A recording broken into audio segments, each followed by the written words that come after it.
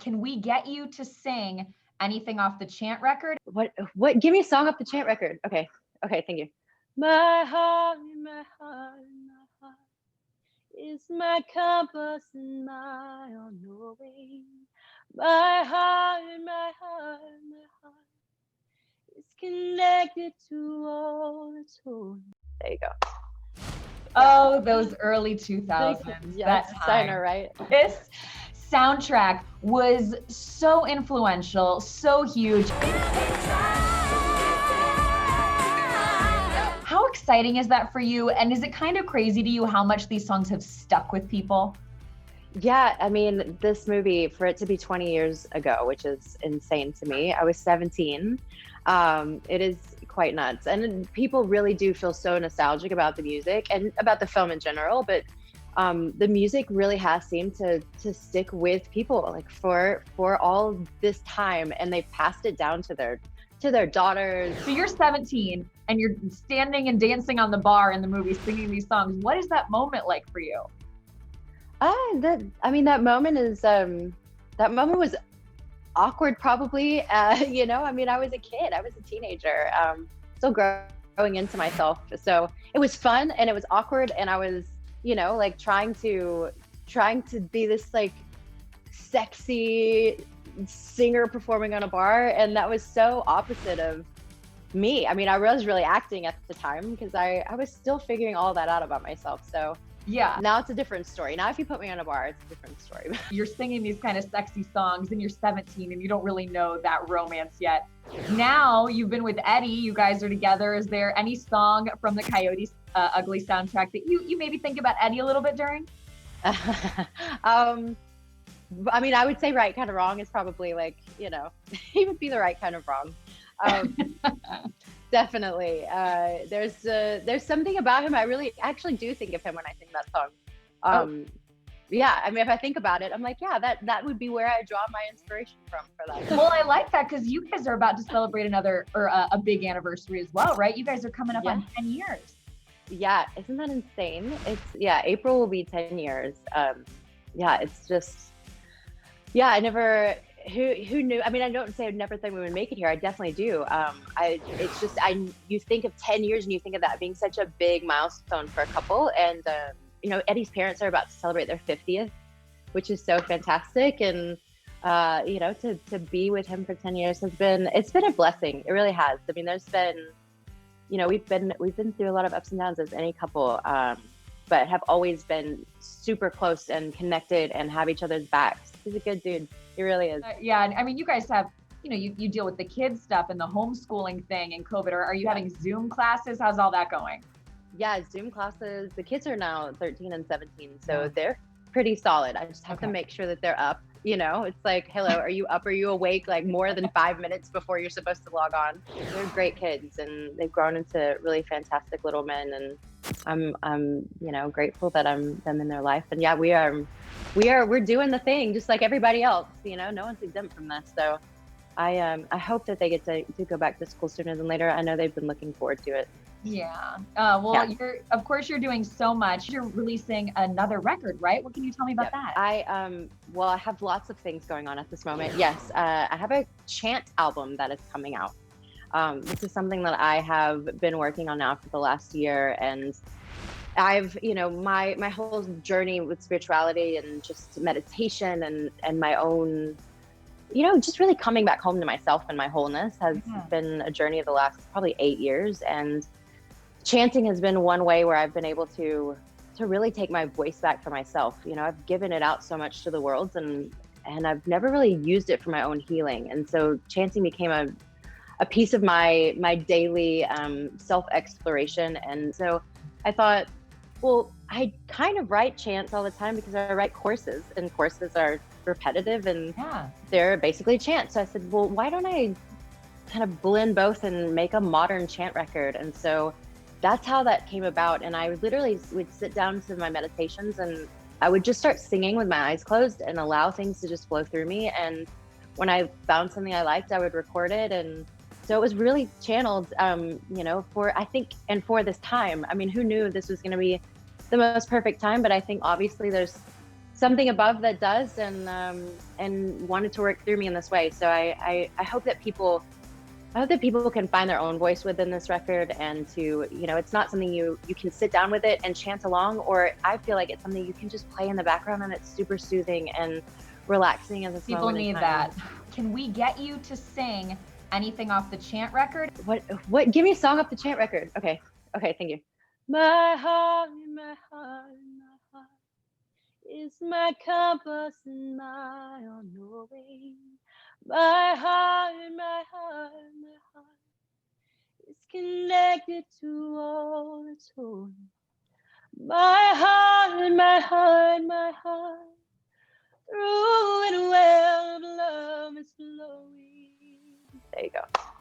I'm like, I could end in the middle, but I'm like, those chants are kind of short. I can just sing the whole thing. LeAnn, it is your gift. Oh my gosh. Oh, thank you. What about the podcast? So the podcast is just another extension of that. I mean, my journey has been, utilizing ways to, and discovering ways really to utilize my voice for healing and for the expansion of myself and others. And the chant record is a new way to use that, and the podcast is another way I'm finding that I get to discover another piece of me. And it's called the Holy Human, WHOLLY, kind of a spin on both, because I feel like as our wholeness, we are both human and holy, and when one of those pieces of us, when we cut one of those off in any way, we start to fragment ourselves. And I think that's look around us.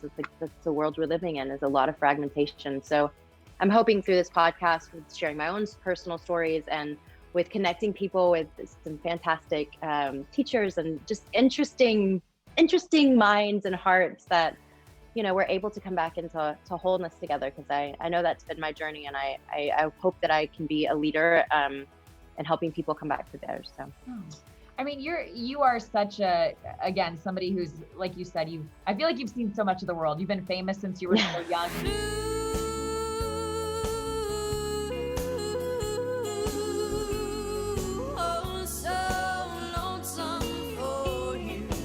You have so much perspective. And I think so many women in country music look up to you. How would you describe the current state of things? Somebody who's been in the industry since you were a young teenager, how would you describe the state of representation for women in country music now versus the days when, Shania and Faith and those women were really on top? What do you think's changed, if anything? I don't think a lot has changed, sadly. I think that it's, unfortunately, women have to fight incredibly hard to have a place in country music and to have a voice in general. I mean, that's just something, it's not just in country music. We're living in a very patriarchal society still, and that just seems to be the case. Women are still fighting for our, quote unquote place in this world. And there's some fantastic artists that are in country music now. I know the one thing that has changed, when I was really in country music very early on, there was a big line drawn as far as like, you can't cross over, you're going to be disowned, that kind of thing. And so that was, when I did cross over, that was something I had to contend with. And I think now the line in the sand is much more blurred than it ever has been. And women are getting to utilize that and play around a lot more than in the different genres of music than back in the past. And so I'm glad that is available to them. Unfortunately, back in the day, we really had to fight for that. And I'm glad I did. I wouldn't change anything. I mean, look at what it's, where it's brought me. But and for me, like, music is a playground. And I think that's the way it should be for any artist. When you start to try to put them into a box, it's really sad. You stifle so much of them. So I'm glad that the women are at least have that. And I think that there is a piece that is starting to happen where women are being heard more and played more, but you kind of see the chess piece move and you're like hoping that it's going to expand, and then like it gets moved backwards. And so I'm waiting for that door to really be blown off. And why do you think that happens happens sooner than later. Why is it a step forward and then a little bit back? It's a man's world. Yeah. Because it's a man's world. It's a good old boy game. I mean, it is. It's like, yeah, exactly. I'll sing it for you. Let me tell you about it.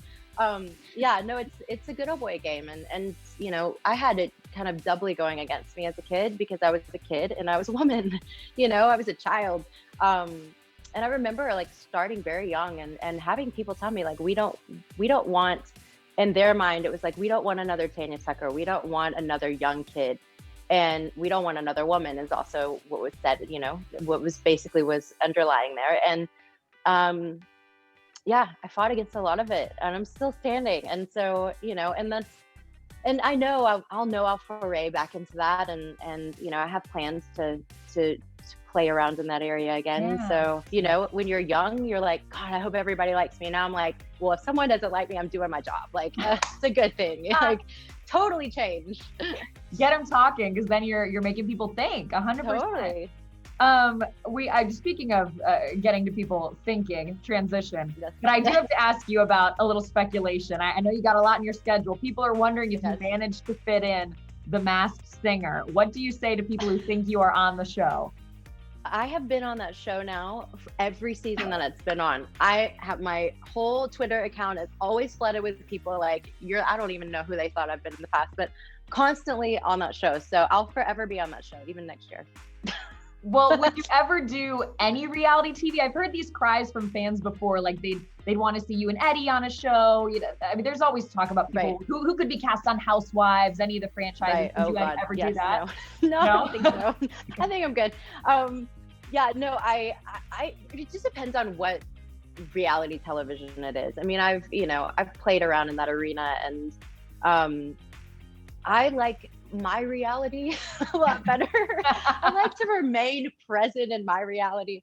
Yeah, no, I don't know. We'll see what happens as the world turns. But yeah, I'm always open to playing, but it just has to be the right thing. Okay, and then, well, can you deny for me that you're not on The Masked Singer? I mean, why do you keep going down this path? Yeah, I'm not on The Masked Singer. Okay, she's not. Would you ever do it? Maybe.